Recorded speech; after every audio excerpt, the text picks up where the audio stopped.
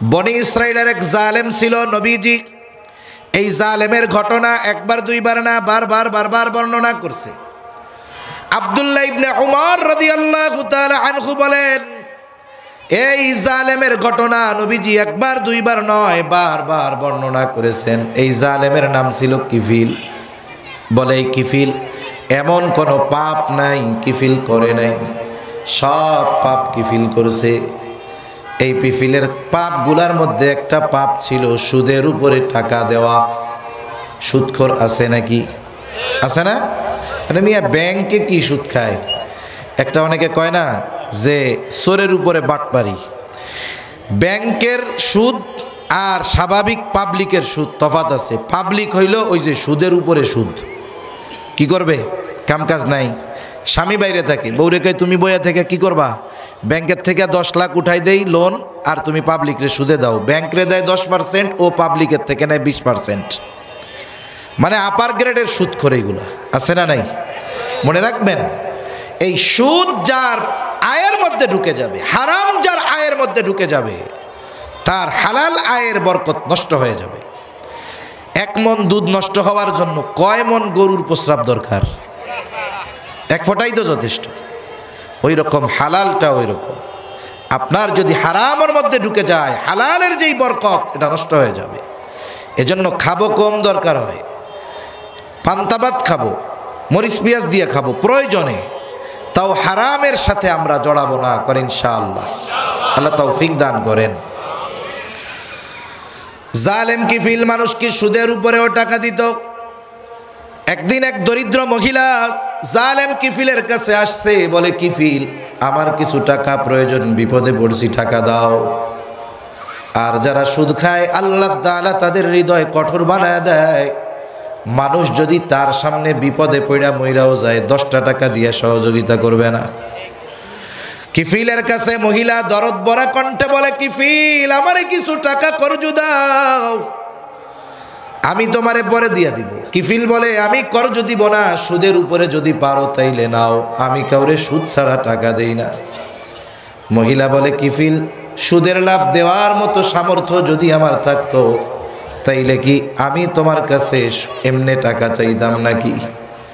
মহিলার চেহারা সুন্দর, কিফিল এমন কোন পাপ নাই করে নাই, জেনার সাথেও জড়িত ছিল কিফিল। মহিলার সুন্দর চেহারা দেখে তারে কুপ্রস্তাব দিয়া বসছে। বলে, মহিলা তোমারে 60 দিরহাম কর্জ দিতে পারি এই শর্তে অমুক দিন তুমি আমার সাথে জেনায় লিপ্ত হবা।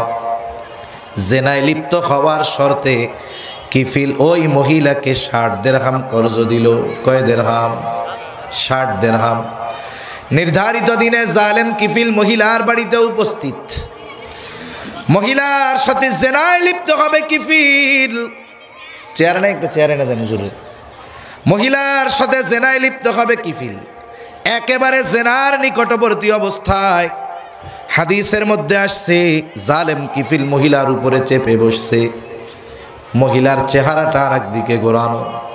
মহিলা থরথর করে কাঁপতেছে আর কান্না করতেছে। একজন গেছে ফুর্তি করার জন্য, আর একজন কান্না করে। এটা তো কাজ হইল না। এই যে দেখেন, আপনি এইখানে ওয়াজ মাহফিল দিচ্ছেন, আসার সময় দেখলাম পাশে এক জায়গায় গানের আয়োজন চলতেছে, আছে না নাই? আগামীকাল বিশ্ব বেহায়া দিবসকে কেন্দ্র করে অনেকে পাপের সমুদ্রে হাবুডুবু খাওয়ার প্রস্তুতি নিচ্ছে। আরে আল্লাহ তাআলা আমাদের ক্ষমার দিকে ডাকতেছে আর আমরা গুনার দিকে দৌড়াচ্ছি। আফসোস। মহিলাকে কিফিল বলে, কি ব্যাপার, আমি কি তোমাকে জোর জবরদস্তি করেছি নাকি? কান্দো কেন, কাঁপো কেন? বলে, কিফিল আমি কোনোদিন এই ধরনের পাপের সাথে জড়াই নাই। তাইলে কেন রাজি হইছো? বলে, ও কিফিল আমার অভাব, আমার প্রয়োজন আমাকে তোমার শর্তে রাজি হতে বাধ্য করেছে। ও কিফিল আমার তো বড় ভয় হয়, আমি আল্লাহর ভয় পাচ্ছি, কান্না করতেছি। আমার তো ভয় হয় তোমার সাথে জেনা করার পর আমার যদি মৃত্যু হয়ে যায় তাহলে আমি আল্লাহর সামনে একজন ব্যভিচারিণী হিসাবে উপস্থিত হব। কিফিল বলে, তুমি এই রকম পাপ আর করো নাই? বলে, না। অভাবের কারণেই করতেছো? বলে, হ্যাঁ। কিফিলের এই কথা কিফিলের অন্তরে কাম দিয়া ঢুকে গেছে, কাম দিয়া ঢুকে হৃদয় পর্যন্ত পৌঁছায়া গেছে যে মহিলা আল্লাহর ভয়ে কান্না করে। হয়তো সে চিন্তা করতেছে, আহারে গোটা হায়াতে এমন কোনো গুনাহ নাই, করি নাই, আমি তো গুনাহ করি ফুর্তি করার জন্য, আর এই মহিলা অভাবে পড়ে গুনাহ করার জন্য রাজি হয়েছে, তবে করে নাই। হয়তো এই চিন্তা কিফিলের জীবনের মোড় ঘোরার কারণ হয়ে গেছে। কিফিল উঠে গেছে, কাপড় পরিধান করে মহিলাকে বলে, মহিলা যাও, তোমারে যে 60 দিরহাম দিয়েছিলাম এটা তোমারে আমি সাদকা করে দিলাম, মাফ করে দিলাম। আর কিফিল বলে, আল্লাহর শপথ, আমি আজকে থেকে আর কোনো আল্লাহর নাফরমানি করব না। খালেস তাওবা করছে কিফিল। রাতের বেলা কিফিল বাড়ি চলে গেছে। রাতের বেলা কিফিল মারা গেল, ঘটনাক্রমে কিফিল মারা গেল। কিফিলের তাওবার খবর কেউ জানে না। স্বাভাবিকভাবে কোনো জালেম যদি মারা যায়, মানুষের এই জালেমগুলার মৃত্যুতে মানুষ ইন্না লিল্লাহ কয় না, অনেক সময় আলহামদুলিল্লাহ বলে, ঠিক কিনা গণ? অতীতে এমন মানুষ অনেক গেছে, এখনো আবার এমন মানুষ তৈরি হচ্ছে যে ওই মানুষগুলো যখন মরেছে, ভবিষ্যতে ওইগুলা যখন মরবে, ওর মৃত্যুর খবরে মানুষ আফসোস করবে না, অনুশোচনা করবে না, বরং ওদের মৃত্যুর খবর শুনে মানুষ ইন্না লিল্লাহ বলবে। অতীতে হইছে না এরকম? আমরা ভবিষ্যতে কারো মৃত্যুতে আলহামদুলিল্লাহ কইতে চাই না, চাই। এজন্য ভালো জীবন গঠন করার দরকার। কবি বলছে,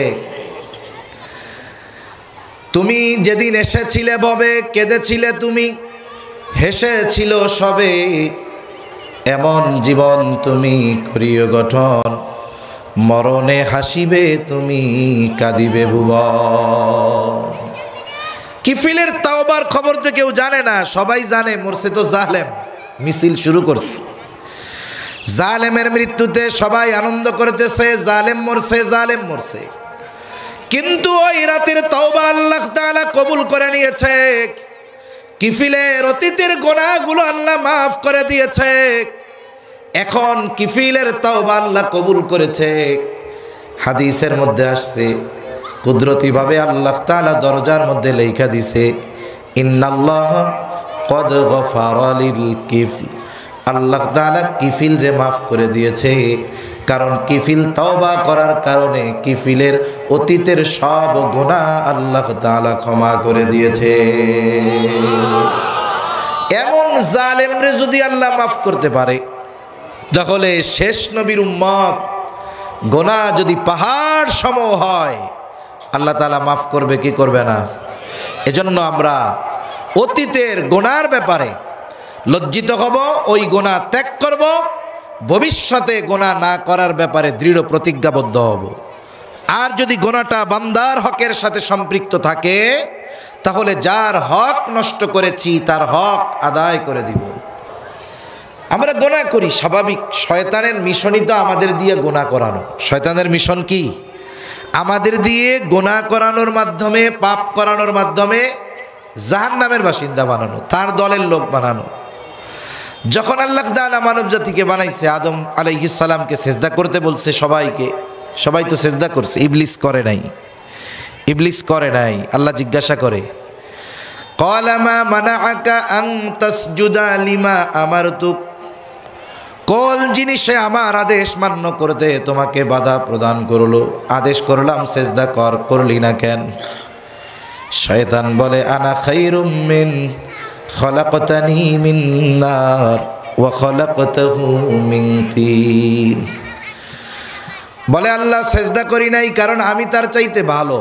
আপনি আমাকে বানিয়েছেন আগুন দিয়া, তারে বানাইছেন মাটি দিয়া। এই কথার দ্বারা দুইটা জিনিসের বহির্প্রকাশ ঘটে। এক নাম্বার, সে আদমের ব্যাপারে হিংসা পোষণ করেছে, সাথে সাথে হিংসার থেকে তার ব্যাপারে সে অহংকারী হয়েছে। হিংসার কারণে অহংকার জন্ম নেয়। সে বলতে চায় আমি তার চাইতে ভালো, তারে বানাইছেন মাটি দিয়ে, আমাকে বানিয়েছেন আগুন দিয়ে। আগুনের মৌলিক স্বভাব, আগুন ঊর্ধ্বমুখী আর মাটি হলো নিম্নগামী। ও বলতে যায় আমার যেহেতু বানাইছেন আগুন দিয়া, আমার গতি হলো উপরের দিক। ওরে বানিয়েছেন মাটি দিয়ে, ওর গতি হলো নিচের দিক, তাহলে ঊর্ধ্বমুখী জিনিস নিম্নমুখী জিনিস রে সেজদা করবে কেন? আমি তো তার চাইতে ভালো। বলেন তো আল্লাহ তাআলা যখন কোনো আদেশ বান্দাকে দেয়, ওই আদেশের পেছনে যুক্তি তালাশ করার কোনো সুযোগ আছে নাকি? আল্লাহ তাআলা বললেন, ক্বালা ফাখরুজ মিনহা ফাইন্নাকা রাজিম ওয়া ইন্না আলাইকা লা'নাতি ইলা ইয়াউমিদ্দিন। বের হয়ে যা আমার দুধ। চির অভিশপ্ত হিসাবে শয়তানকে আল্লাহ ঘোষণা করলেন, তোর উপরে কিয়ামত পর্যন্ত লানত। ও এবার আল্লাহর কাছে বলে, আল্লাহ রে, আপনি আমারে কিছুকাল অবকাশ দেন। ক্বালা রব্বি ফাআনযিরনি ইলা ইয়াউমি ইউবাসুন। আপনি আমাকে পুনরুত্থান দিবস পর্যন্ত অবকাশ দেন, সুযোগ দেন, হায়াত দেন। আল্লাহ তাআলা বলে, যা। ক্বালা রব্বি ফাআনযিরনি ইলা ইয়াউমি ইউবাসুন ক্বালা ফাইন্নাকা মিনাল মুনযারিন ইলা ইয়াউমিল ওয়াকতিল মা'লুম। যা, তোকে নির্দিষ্ট একটা মেয়াদকাল পর্যন্ত সুযোগ দেওয়া হলো। তার মানে এই পৃথিবীতে আদম সন্তান যতদিন থাকবে ও বাইচা থাকবে। এইবারও আল্লাহ তাআলার কাছে ক্ষমতা চাইছে, আল্লাহ রে ক্ষমতা দিয়া দিছে। বলে, তুমি চলাচল করবা, কেউ তোমারে দেখতে পারবে না। কত ক্ষমতা শয়তানকে আল্লাহ তাআলা দিয়েছে। নবীজি বলেন, ইন্নাশ শাইতানা ইয়াজরি মাজরাদ দাম। শয়তান মানুষের রক্তের সাথে প্রবাহিত হতে পারে। রক্তের সাথে শয়তান মিশে যাইতে পারে। অনেক সময় দেখেন না, অনেক মানুষের রক্ত গরম হয়ে যায় না? ওই বেটা চিনোস মানে আমার রক্ত গরম হয়ে গেছে। ওনার রক্ত আকামের সময় গরম হয়, দিনের কাজে গরম হয় না, ঠিক কিনা বলেন? তখন বলেন, এই রক্তের সাথে কে মিশছে? শয়তান। এই জন্য ওনার এই গুনার কাজেরকে কেন্দ্র করে রক্ত গরম হয়, মেজাজ গরম হয়। কিন্তু ইসলামের ব্যাপারে যদি কেউ বিদ্বেষ করে, কোরআনের বিপক্ষে বলে, মসজিদ মাদ্রাসার বিপক্ষে বলে, বরং যারা প্রতিবাদ করে কিছু মানুষের বিরুদ্ধে, ওই জালেমদের রক্ত গরম হয়। তার মানে ওদের রক্তে শয়তান প্রবাহিত হয়, ঠিক কিনা কর? এজন্য সাবধান, বুঝতে হবে যে আমার রক্ত কোন কাজে গরম হইতেছে। যদি দেখা যায় যে অন্যায়ের কাজের ব্যাপারে আমার শক্তি মেজাজ গরম হচ্ছে, তাহলে বুঝতে হবে রক্তের সাথে কে মিশে গেছে? শয়তান। এমনভাবে সে কাজ করায় মানুষকে দিয়ে, মানুষ বুঝতে পারে না, মানুষ হিতহিত জ্ঞান শূন্য হয়ে যায়। আল্লাহ তাআলা যখন তার এই ক্ষমতাগুলো দিছে, ও এবার আল্লাহর কসম কইরা কয়, ক্বালা ফাবিইজ্জাতিকা লাউগওয়িয়ান্নাহুম আজমাইন। শয়তান বলে, আল্লাহ আপনার ইজ্জতের কসম, এসবগুলাকে আমি পথচ্যুত করে ফেলবো, পথভ্রষ্ট করে ফেলবো, জাহান্নামী বানায় ফেলবো। তার মানে শয়তানের টার্গেট আমাদেরকে জাহান্নামী বানাবে, আমাদেরকে জাহান্নামের লাকড়ি বানাবে। এটা শয়তানের উদ্দেশ্য, টার্গেট। এজন্য আমাদের কি উচিত? আল্লাহর দিকে ফিরে যাওয়া, ঠিক কিনা বলেন? এজন্য গোনা যত হোক হতাশ হওয়া যাবে না, কারণ শয়তান পাপের দরজা খুলে রাখছে আর আল্লাহ ক্ষমার দরজা খুলে রাখছে। আল্লাহ তাআলা বান্দাকে তাওবার দিকে, ক্ষমার দিকে, কল্যাণের দিকে আহ্বান করতেছে। শয়তান মানুষকে পাপের দিকে ডাকতেছে। এই জন্য পাপ যত হোক হতাশ হওয়া যাবে না। আল্লাহ তাআলার কাছে যদি যথাযথভাবে তাওবা করা হয়, ক্ষমা চাওয়া হয়, আল্লাহ তাআলা আমাদের পাপগুলো ক্ষমা করে দিবে। পাপ কত, আপনারা আমরা কত পাপ করি, তার চেয়ে কত বড় বড় পাপীরে আল্লাহ মাফ করে দিছে। নবীজি বলছেন, দৈনিক আমি 100 বার তাওবা ইস্তেগফার পাঠ করি। কি পড়বো আমরা? আস্তাগফিরুল্লাহাল আযীম ওয়া আতুবু ইলাইহি। দৈনিক কমপক্ষে 100 বার। কয়শো বার? সর্বোচ্চ 2 মিনিট লাগবে পড়তে। যদি দৈনিক আমরা ইস্তেগফার পাঠে অভ্যস্ত হয়ে যাই, বলে ইস্তেগফার হলো সব রোগের ওষুধ। যেমন কাজ যদি না করে, সর্বশেষ ওষুধ হলো অ্যান্টিবায়োটিক। জ্বর হইছে, না পায় ভালো হয় না, ডাক্তার কয় অ্যান্টিবায়োটিক। পাতলা পায়খানা হইছে, ভালো হয় না, ডাক্তার বলে অ্যান্টিবায়োটিক। তার মানে যেই রোগ ওষুধ দ্বারা নিরাময়যোগ্য, এই ওষুধের সর্বশেষ ডোজ হলো অ্যান্টিবায়োটিক, যেটা সব রোগের জন্য কাজে লাগে।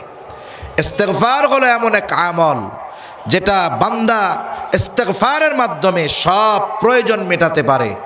আর যারা মুস্তাগফিরিনদের অন্তর্ভুক্ত হয়ে যেতে পারে, আল্লাহ তাআলা দুনিয়ার সকল প্রয়োজন মেটানোর জিম্মাদারি নিয়ে নেন। সুবহানাল্লাহ বলেন। এজন্য আমরা ইস্তেগফার পাঠ করবো তো বেশি বেশি ইনশাআল্লাহ। কমপক্ষে ছোটটা পড়বো, আস্তাগফিরুল্লাহ, এইভাবে পড়বো না, আস্তাগফিরুল্লাহ আস্তাগফিরুল্লাহ আস্তাগফিরুল্লাহ এইগুলা না। ওই কতজন আছে নামাজের পরে তাসবিহগুলো পড়ে, এ কোন ধরনের পড়া? আস্তাগফিরুল্লাহ আস্তাগফিরুল্লাহ এ কোন ধরনের পড়া? আপনি আস্তাগফিরুল্লাহ মুখ দিয়া বলবেন, আপনার জেহেনে থাকবে আমার অতীতের গুনার জন্য আল্লাহর কাছে ক্ষমা চাচ্ছি, আস্তাগফিরুল্লাহ, আমি আল্লাহর কাছে মাফ চাইতেছি, আল্লাহর কাছে ক্ষমা চাচ্ছি। জবানে আরবি থাকবে, অন্তরে গুনার ব্যাপারে অনুশোচনা থাকবে। এভাবে দৈনিক আস্তাগফিরুল্লাহ পড়তে কতক্ষণ সময় লাগে? বলে 2 মিনিটও লাগে না। অথচ ইস্তেগফারের দ্বারা কি হয়? 2-4-5 মিনিটের মধ্যে বইলা শেষ করে দেয়। আয়াতটা তিলাওয়াত করছিলাম সূরা নূহ থেকে। আল্লাহ তাআলা বলেন, ফাকুলতু ইস্তাগফিরু রাব্বাকুম ইন্নাহু কানা গফফারা। ইস্তেগফার পাঠ করলে 1 নম্বরে গুনাহ মাফ হয়ে যায়। 2 নম্বর আল্লাহ তাআলা বলেন, ইউরসিলিস সামাআ আলাইকুম মিদরারা। আল্লাহ তাআলা মুষলধারে প্রয়োজন অনুপাতে বৃষ্টি দেয়। মুরব্বীদের জিজ্ঞাসা করবেন, আজ থেকে 100 বছর নয়, 50-60 বছর আগেও যথাসময়ে বৃষ্টি হইত।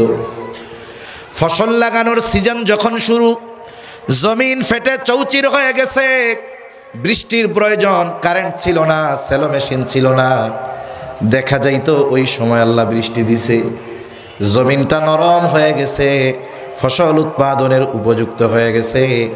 আবার কয়েকদিন পর হালকা বৃষ্টি দরকার, আল্লাহ তাও দিত। কিন্তু এখনের অবস্থা কি? ফসল চাষাবাদের শুরুতে বৃষ্টি নাই, কোনো মতে পানি টানি দিয়া ফলাইছে, ধান ঘরে উঠাবে 2 দিন পর, এইবার এমন বৃষ্টি, সাথে শিলা পড়ে, পাকা ধান শেষ, খেয়ারও ঘরে উঠানো যায় না, ঠিক কিনা বলেন? আবার বৃষ্টি হয়, এত বৃষ্টি হয় যে বৃষ্টি থেকে বন্যা হয়ে যায়। আবার দেখা যায় মাসের পর মাস বৃষ্টি নাই, মানুষগুলোর অবস্থা খারাপ হয়ে যায়। এজন্য আমাদের পাপের কারণে আল্লাহ তাআলা এই নিজাম পাল্টায়া দিছে। আমরা যদি ইস্তেগফার করনেওয়ালা বান্দা হয়ে যাই, তাহলে যথা সময়ে যথাযথ পরিমাণ বৃষ্টি দান করবে কে? ওয়ায়ুমদিদুকুম বিআমওয়ালিন ওয়া বানিন ওয়ায়াজআল লাকুম জান্নাতিন ওয়ায়াজআল লাকুম আনহারা। আল্লাহ তাআলা সন্তান সম্পদের মধ্যে সমৃদ্ধি দান করবেন। মানুষের সম্পদ থাকলেই উপকারে আসে না, সন্তান থাকলেই উপকারে আসে না। কিয়ামতের দিন অনেকের সন্তান সম্পদ কাজে লাগবে না। আল্লাহ বলেন, ইয়াউমা লা ইয়ানফাউ মালুন ওয়ালা বানুন। কিয়ামতের দিন সন্তান সম্পদ কোনো উপকারে আসবে না। কিন্তু কেউ যদি ইস্তেগফার পাঠ করে নেওয়ালা হয়ে যায়, আল্লাহ তাআলা তার সন্তান এবং সম্পদের দ্বারা তাকে দুনিয়ায়ও সাহায্য করবে, আখিরাতেও সাহায্য করবে। সাথে সাথে কি হবে? আল্লাহ রাব্বুল আলামিন সবুজ উদ্যান বাড়ায়া দিবে, সবুজ উদ্যান। এই পৃথিবীতে গাছ যদি কইমা যায়, অক্সিজেন কমে যাবে। এই যে সুন্দরবন কার দাদা লাগাইছিল কোন তো? কারো দাদা লাগাইছে? এই সুন্দরবন, অ্যামাজন জঙ্গল, এগুলো পৃথিবীর মানুষের অক্সিজেন দেয়, অক্সিজেন। এগুলোকে বলা হয় পৃথিবীর হৃৎপিণ্ড, ফুসফুস। ওখান থেকে আমরা অক্সিজেন পাই। আল্লাহ তাআলা যদি বৃষ্টি যথাযথভাবে দেন, গাছপালা ঠিকমতো হবে না? গাছপালা যদি হয়, সবুজায়ন বাড়বে, এই পৃথিবী বেঁচে থাকার উপযোগী থাকবে, বসবাস করার উপযোগী থাকবে। সাথে সাথে কি হবে? ওয়ায়াজআল লাকুম জান্নাত ওয়ায়াজআল লাকুম আনহারা। আল্লাহ নদীরে প্রবাহমান রাখবে। মনে রাখবেন, এই পৃথিবীর নিজাম ঠিক থাকবে, বৃষ্টি সব ঠিক থাকবে, নদী যদি যথাযথভাবে প্রবাহিত থাকে। কিন্তু এখন নদীগুলা কি হয়, সব নদী বর্ষার সময় থই থই, আর যখন শীতের সময় তখন মনে হয় এটা বার হয়ে চলে যাওয়া যাবে। এগুলো আল্লাহ তাআলা স্বাভাবিকভাবে করে দিবেন। তাহলে আমরা যদি ইস্তেগফার পাঠ করায় অভ্যস্ত হই, লাভ কি শুধু আখেরাতে না দুনিয়ায়ও আছে? দুনিয়ার লাভটাও বুঝেন না আপনারা। এজন্য দৈনিক কমপক্ষে কতবার ইস্তেগফার? 100 বার। আল্লাহ তাআলা আমাদের বুঝবার আমলের তৌফিক দান করেন বলি আমিন।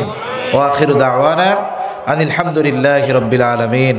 আসসালামু আলাইকুম ওয়া রাহমাতুল্লাহি ওয়া বারাকাতুহু।